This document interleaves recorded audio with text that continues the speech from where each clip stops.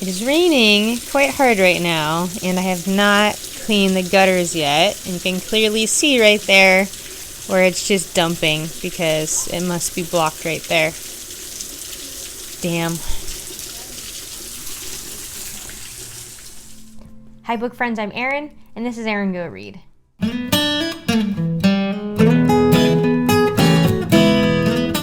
Welcome to another Vlogmas vlog. It is Saturday morning, just about 9 o'clock. I've just been having just kind of a lazy morning. Haven't really done anything, watched a bit of Booktube, took a shower, and now I'm ready to sit down in my chair and just read some books. So the three books that I've been working through: Barchester Towers by Anthony Trollope, Just Mercy by Bryan Stevenson, the Booktube Common Read a la Olive, at a Book Olive, and The Starless Sea by Erin Morgenstern. I haven't read this book in several days because I've been focusing on the other two, but I would like to get back into this guy. So I think I'm just going to sit here and read a chapter or so in each book and then see what I want to do after that. I really don't have any plans for the day until much later. Probably will take Mr. Whiny Pants over there for a WALK a little bit later, maybe after I read a chapter in each book. My hair's wet right now, so I want to let it air dry a little bit before I hit it with the blow dryer. And it's cold outside. I don't want to go outside with wet hair. So anyway, I think he wants to go out to the backyard. So I'll check in with you later. I'm going to read. He's going to go outside.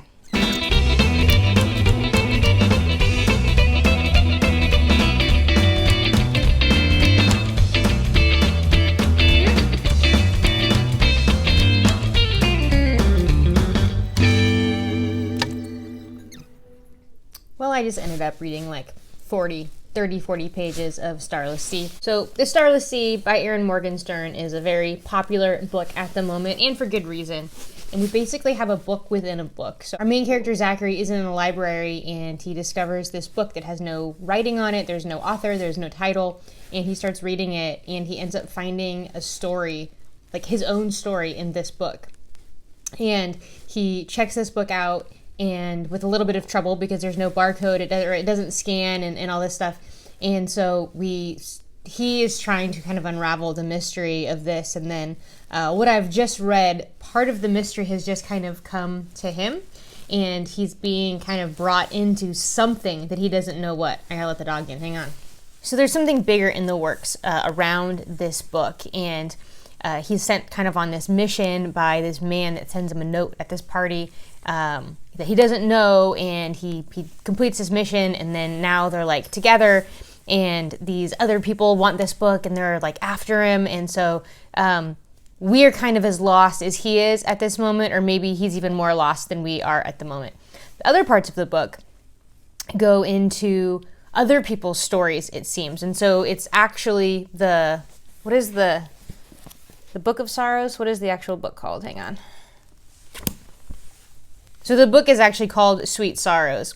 And from what I can figure out so far, we're actually getting other pieces of the book, Sweet Sorrows, other stories within the book of Sweet Sorrows. And we're getting information about the keepers and the bees and what the whole sword and the bee and the key. So this kind of mystery of what these are is unraveling. And so it's like this big mystery within a mystery. There's a book within a book, and it's like we're just falling down the rabbit hole of finding out what all is going on with that. So anyhow, it is nice and sunny outside. It's quite windy. I just checked the weather. It's 61 degrees. I just had a nice big omelet that I made myself, which was delicious. I'm going to take this handsome boy right here for a nice long walk, and I'm going to throw in some earbuds and listen to Louise Penny's A Brutal Telling as I do so. Get back into the world of Three Pines and my good friend, Chief Inspector Gamache.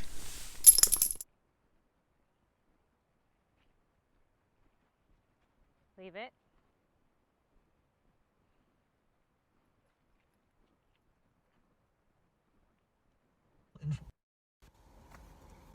It's 6:15 on Saturday night, and I am sitting in the dark in my car in front of Leatherby's, our local family creamery. This location opened up like 5 minutes from the house I grew up in, my parents' house, when I was, I think, 6, and we have celebrated every birthday there since. So My birthday was on the 29th of November. My sister's birthday is on the 30th.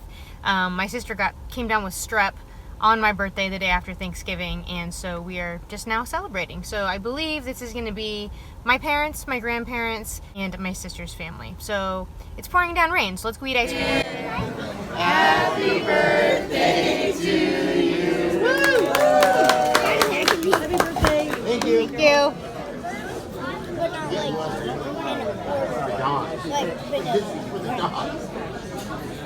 What you got, Sam? What do you got?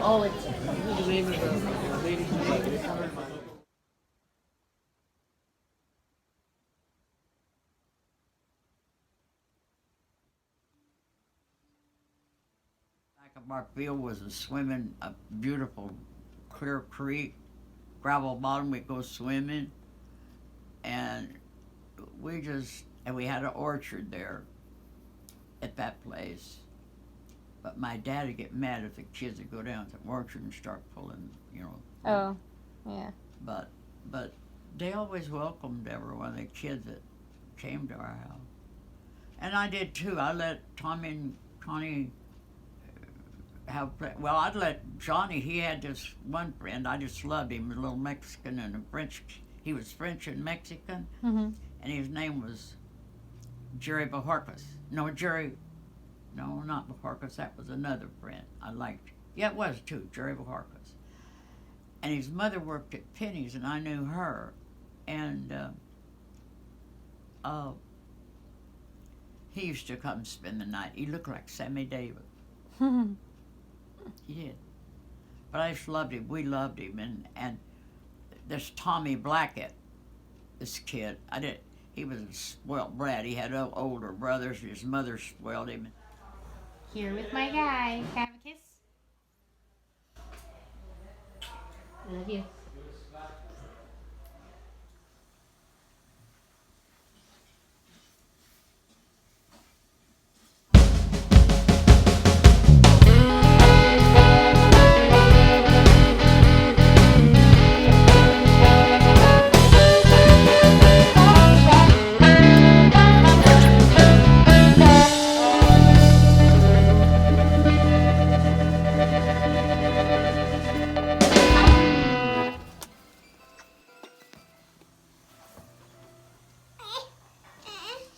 Do you need help? Help. Here you go. So I've talked about this book in other videos, but I don't think I've mentioned it in this one. So Just Mercy by Bryan Stevenson is a attorney who ends up devoting his career to helping prisoners on death row who have been wrongly accused. Oh, excuse me, that's not for you. Baby toy, not dog toy. It's a little puppy, Santa puppy. Sorry, buddy. He will just tear plush things apart. There's no point. Anyway. So Bryan Stevenson is a lawyer who very early on in his career sees and experiences the miscarriage of justice, particularly in the Deep South in Alabama. And he has dedicated his career to helping prisoners on death row overturn their convictions. Often they were innocent. There was absolute corruption in the handling of their cases and their trials that led to their incarceration and their being on death row. And so in this book, we follow alternating chapters of Bryan's work in his career and multiple cases that occur over the years. And things start very bleak, and then as time goes on, we start to see things turning around, and we become more hopeful. So, I'm 3/4 of the way through the book, and so it's a much more hopeful time. There's still a lot that is wrong, and there's still a lot to be corrected, but there's momentum moving in the right direction. The alternating chapters are with a particular client of his, Walter McMillan, who was convicted of a murder that he did not commit, that he could not have committed, and was on death row. So then we follow Walter's specific case and Bryan's work in that, and then Walter's life and what becomes of him in trying to get his conviction overturned. This book is shocking and can be quite depressing at times, but there is this thread of hope that keeps being kind of woven in, and especially because this is spanning Bryan's career from the mid-'80s. So over the last 30 some years, we're seeing the progress that has happened. So we get to see this thread of hope, and it kind of keeps pushing me along, even though many of these things are very difficult to read because it's actual stories. It's not just numbers. There are numbers, there are statistics included in this book, but those are only there to emphasize particular points about specific people's stories. And so we learn about the actual human lives that this affects. For example, the aesthetic of someone being poor and not able to get and afford prenatal care, who ends up having to give birth to a stillborn child, who then ends up in prison for the murder of her child. And then the crimes committed against such women by the corrections officers and the system that they are then put into. So it's like this teeter-totter of emotion, and like we're really down and something is just terrible, and then there's hope. Anyhow, Just Mercy. It's now the next day. I never got back to you. I did finish Just Mercy yesterday by Bryan Stevenson. It is so stinking good. It's hard to hear about how much other people have suffered. And often that suffering comes from... Dog needs to go out. And often that suffering, at least in this book, comes from their life circumstances, poverty, sometimes just poverty, sometimes poverty and race, and the way that the system treats them as a result. Of there absolutely being no way that they can get a fair trial or be treated fairly by the police. Now, that's not all police everywhere. This is, in most of these cases, this is specific to Alabama, the Deep South, and just when every single layer of law enforcement and the judicial system is racist and is inherently biased against you, there's no way for so many of these people to receive a fair trial, to receive free treatment, and it's so frustrating. I can only imagine what it would be like for these people, for their families, and for Bryan and his team to be seeing these people who there's crystal clear evidence that these people are innocent, yet the system constantly knocks them back down, won't hear them, listens to them, but denies. But among all that, there is hope. And towards the end of the book, there is a conversation that Bryan ends up having outside of a courthouse with an elderly woman. Dog wants back in now. With an elderly woman, and she was the grandmother of a murdered teenage boy. Her grandson had been murdered, I think, like 15 years before this conversation. And her grandson was murdered by teenagers. Seeing the lifelong punishment that her grandson's murderers were going to get, and then so many other people these are kids whose lives are completely over because of a terrible mistake that they made in their youth. She brings up the story from the Bible of the prostitute who the people are throwing stones at, and Jesus tells them, let you who has not sinned throw the first stone. And Bryan in the past had used this same story, and he called himself a stone catcher. And we all have sinned. We all have done wrong. But many of us, because of just luck, because of our skin color or our socioeconomic status, are afforded a second chance, or we never got caught in the first place. So who are we who have lighter skin than they do, or have more money and more opportunity than them to throw the first stone? And so he calls himself a stone catcher. And he just has this wonderful conversation with the elderly woman, and she goes to the courthouse every day to be a stone catcher and to let people just lean on her. Victims' families, the families of the defendants, what have you, and I teared up during that section, and it's so much what this book is about, is Bryan just fighting and fighting and fighting and being a stonecatcher. And even if these people aren't innocent, sometimes they are. Sometimes they are not completely innocent, but they have not been given the fair trial. They have not been given any benefit of the judicial system that a white middle-class person would get. And that is so much of what the issue is.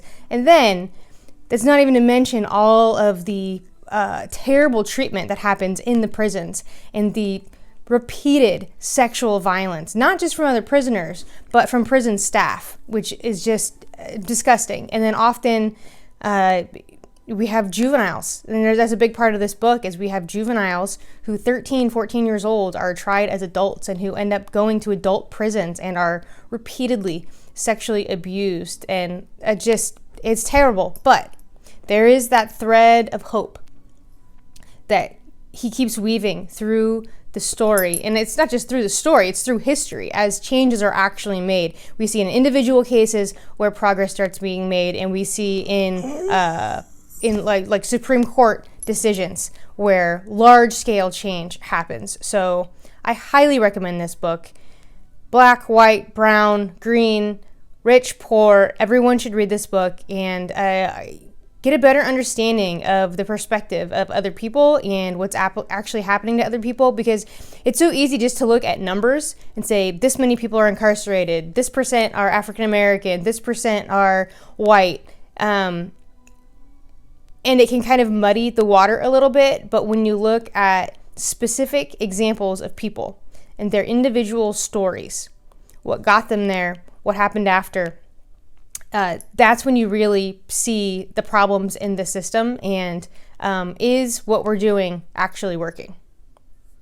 So anyway, that was a long rant on that one. I also got a good bit through Barchester Towers yesterday. I think I read 50 or 60 pages in that yesterday, and I'm just, whenever I get to spend like a good chunk of time in this, I really enjoy it. And not even necessarily, I don't know if it's just an attention span thing because it's just because it's a classic and it's a bit slower.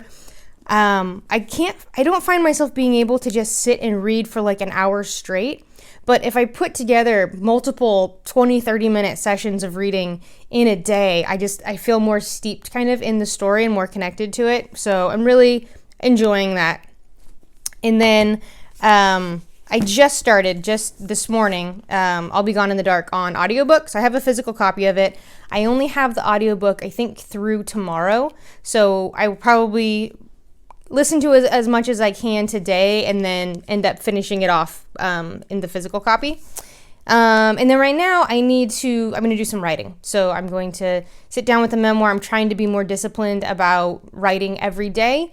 One of the troubles I'm coming up with is when I'm interacting with people in person and they're asking questions about Sam, about our relationship, his injury, all that kind of things.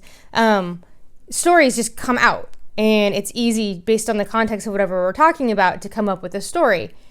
But when I'm just sitting down at the computer, it's like I can't think of anything.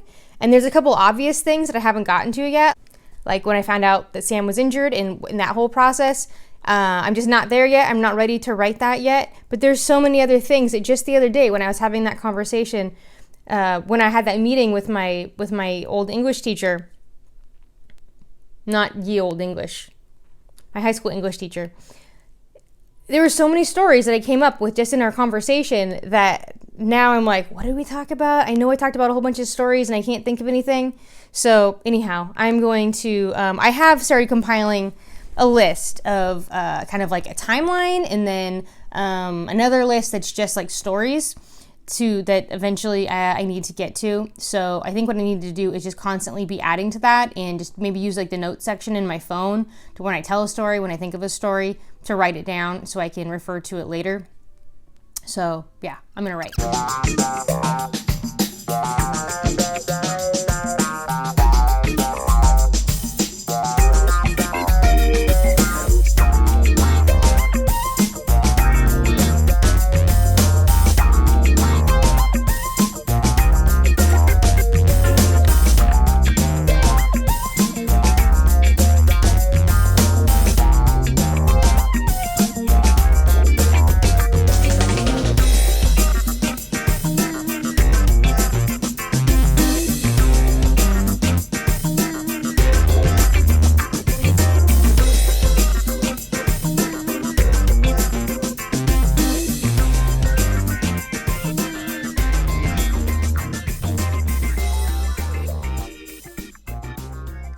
So I'm packing myself up to leave for the day, and I'm listening to I'll Be Gone in the Dark.